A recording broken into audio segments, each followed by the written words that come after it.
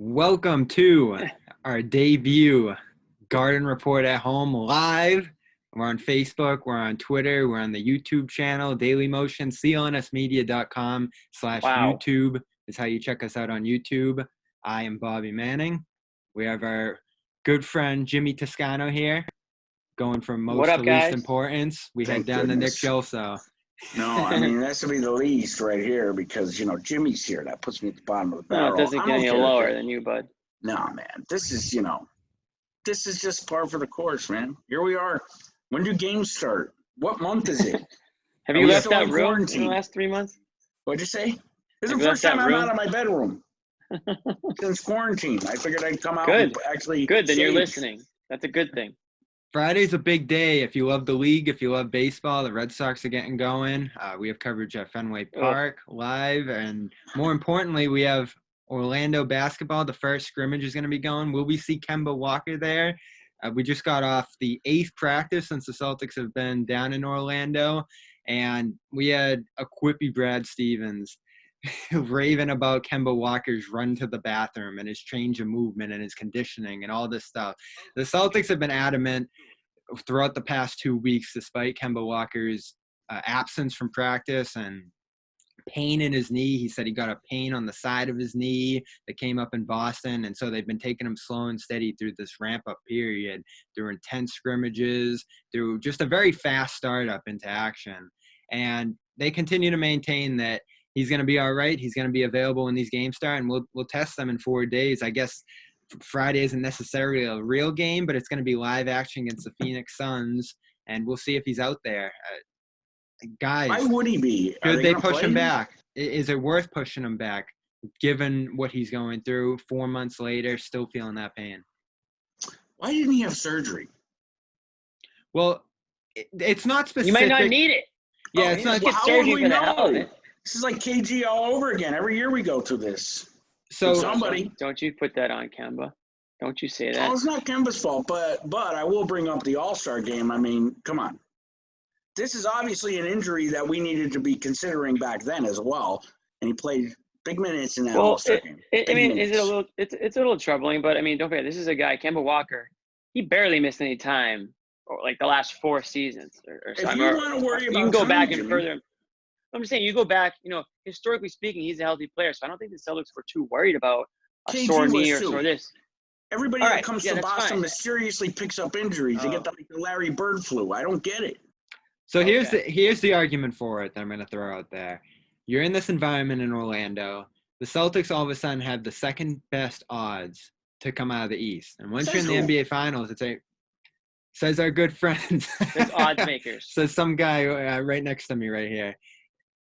They're going into this with as good of an odds as anyone.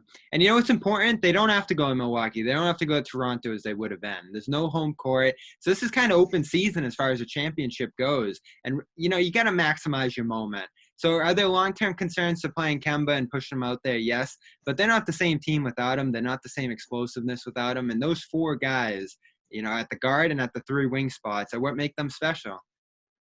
Well, they're not going to rush Kemba back because if you look at the seeding already, there's 8 games going into the playoffs, right? Yeah. And the Celtics are pretty much, obviously they're not going for the 1 seed. They don't have to worry about the 8 or the 7 seed. So they're kind of in that 3, 4, 5, 6 area there. If they win a couple games, they're going to not go further than most likely 3, right? There's a outside chance that if the Raptors completely fall apart, then they can catch the Raptors at 2. But I don't think seeding really matters to them. So I don't think they're going to push Kemba Walker in this regular season that much until they get to those playoffs. So realistically, you've got another 4 weeks almost before you really have to push Kemba. So there's still a lot of time left, and they're not going to rush him back. So I'm not concerned too much about Kemba taking a day off in between practices.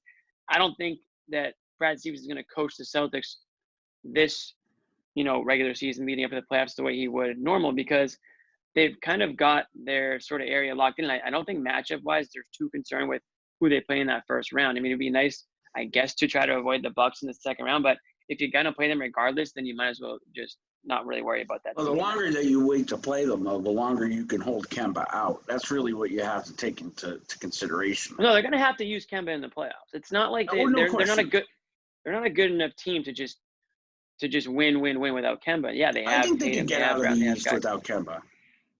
Depending on who they play in the first round, they might need him to get out of the first round. We did a video last week where if they see Philadelphia, they're going to need all the offensive firepower they can get. And I still contend that, we had Brad Stevens talking about the depth today. Rob Williams was raving about Carson Edwards and Romeo Langford and these bench pieces. They realistically don't have guys that can take that next step up approach and give them double-figure scoring. I know Semi Ojeley's done it a few times. Langford had maybe 2 good games closer to February and March. They don't have those guys. I don't understand why, we're talking about a pre-show, in the production meeting or whatever, talking about depth. There aren't many teams in the Eastern Conference that have 4 20-point scorers. I mean, so whether their bench is deep or not, there aren't. But you just took away Kemba. You just said they don't need Kemba. Okay, so there's 3. Now they don't have that. There aren't many that have 3. Okay, but they don't have a deep bench. They don't have a deep bench. But with 3, you're gonna have to rotate other guys in though. They are, but with 3, not if you're Doc Rivers. He never rotated anyone, and he played 6 deep in the playoffs. Listen, if you're playing a condensed schedule, they just had 3 months off, and you can't do it with a offensively deep starting lineup. I think they could get at least. I'm not sure they can't get out of the East. They could definitely get to Milwaukee before they absolutely need the tricky. Kemba. The tricky thing is chemistry. That's the tricky thing. No, I think the chemistry's fine. Playing. No, not if he's not playing, dude. Oh, in terms of on the court. All right. Yeah. Off the court, it's all been fun and games, swimming in the pools and everything else. Yeah. But I think chemistry is on their side. I mean, they're a tight team. They have been. It sounds like through, just by reading up on, the reports that we're seeing coming out of camp that there's, they kind of picked up where they left off and everyone's kind of, happy to be back. Everybody loves everybody. ELE. There's no doubt. But on the court, chemistry is a concern, Jimmy. Yes. Always. I mean, dude, of course. I mean, you just said it. They haven't been playing for 3 months. Now they're getting thrown back into the fire here. They're going to have 8 little games before the games really start to count. What makes them little? Are they everybody's on the same page there. What? Are they only half games? What makes them little games? Because they're regular season games where the playoffs have already been. I know that. But so listen, here's the thing, though. I don't feel chemistry would be an issue unless you don't play Kemba at all until deep into the playoffs. Then you're reintegrating a key component. But I don't know many Eastern Conference teams that have 3, 24, 20-point scorers. I mean, people don't realize. Look at Brown and Tatum's averages. They're almost identical. So the tricky thing here is that they're a better defensive team when Smart's on the floor rather than Kemba.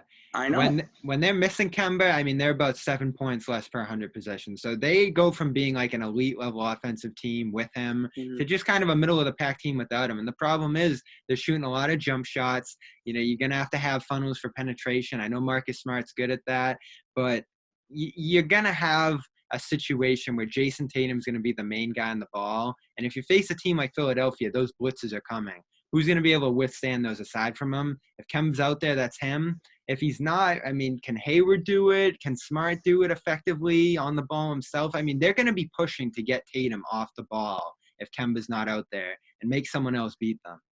Yeah, it's going to be Jaylen Brown. I mean, and I think he can. Jaylen has proven he's the most under-discussed player because of Tatum's growth. Jaylen plays both ends of the court. I think he could step it up. Look at their averages are identical.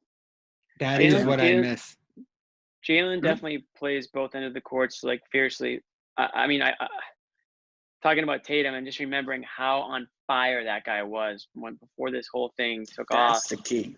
And he was the go-to guy at that point. And I mean, it was still important to have guys like Jaylen on the court and Kemba and, Smart and Hayward. But it was get the ball to Tatum, and this guy's going to find a way to score when he got into that zone. So I'm interested to see how that translates into this new season, because I don't know how much he's been able to work during the offseason. I mean, obviously, that whole hot streak that he was on is completely over with. I mean, you don't just, everyone's starting almost all over again. So, you kind of wondering who's going to pick up the pace, who's going to like be ready to go after stat, who's going to need some time to really get going.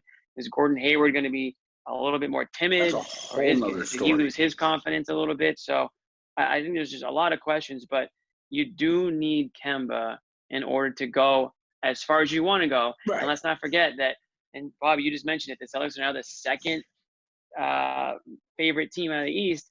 All of a sudden, everyone's goo gaga about the Boston Celtics. I'm not really sure what's changed that much for them that has vaulted them up to this, top of the hierarchy here. But, I'm definitely interested to see how they look coming out, because there's a lot of question marks.